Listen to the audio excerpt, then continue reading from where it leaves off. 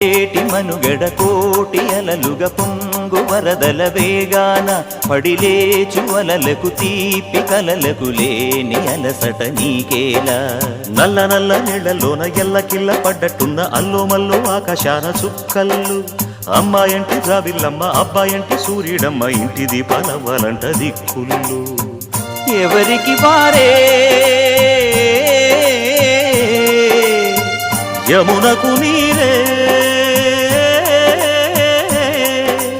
రేవు నీరు నావదంట నావతోడు రేవుదంట పంచుకుంటే